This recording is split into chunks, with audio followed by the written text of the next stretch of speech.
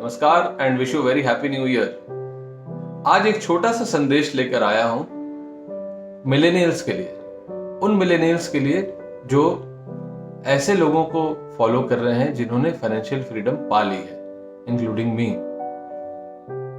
Financial freedom की success story सुनना बहुत अच्छा लगता है और ऐसे लोगों को फॉलो करने का एक अलग आनंद है, लेकिन before getting into it I think आपको जो एक बात ध्यान रखने वाली है वो ये कि ये जो लोग फाइनेंशियल फ्रीडम पा चुके हैं, इनके सर्कमस्टांसेस क्या आपके साथ मैच करते हैं। फॉर एग्जाम्पल, जिस फाइनेंशियली फ्री व्यक्ति को आप फॉलो कर रहे हैं, क्या वो अपने पैतृक घर में रह रहा है, यानी एंसेस्ट्रल हाउस में रह रहा है, या उसका खुद का बनाया हुआ मकान है। This is very very important. Reason being, people like me who come from smaller places love to have our own house in big cities, no matter how small it is.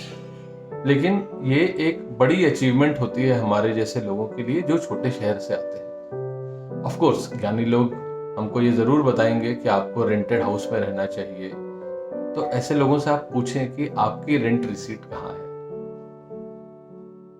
जबकि सच्चाई ये है कि पहली सफलता की जो अनुभूति होती है, जो फर्स्ट अचीवमेंट होती है लाइफ में, वो ये होती है having house of your own, specially if you come from a smaller place, and it adds to happiness and it boost lot of confidence that I can definitely tell you because this is my own experience.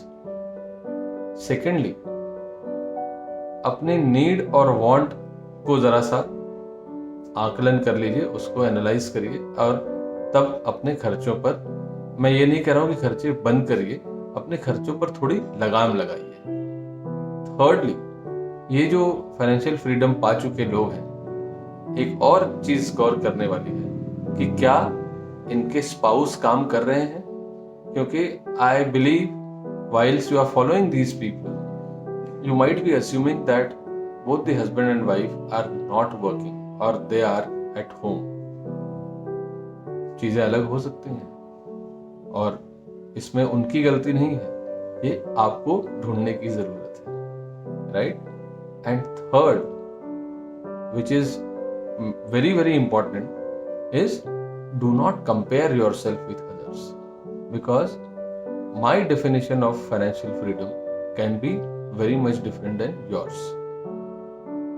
And last but not the least, when you are achieving, rather when you are starting your journey towards financial freedom, एक interest या hobby develop कीजिए, because you will be amongst very few lucky people who will be achieving their financial freedom at early stage, and you will find it difficult to find out people like you around. ऐसे में समय कैसे बिताएं, वो आपके लिए एक challenge हो सकता है।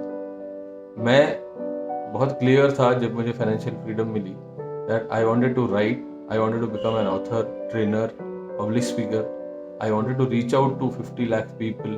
मैं बच्चों के लिए कुछ करना चाहता था पर्सनल फाइनेंस के क्षेत्र में, ताकि उनको शुरू से ही फाइनेंशियली अवेयर कर सकूं। तो ऐसा अगर आप एक गोल रखें तो आपके लिए ये जो फाइनेंशियल फ्रीडम के साल हैं, ये बड़े ही सुखदायी और बड़े मजेदार होंगे।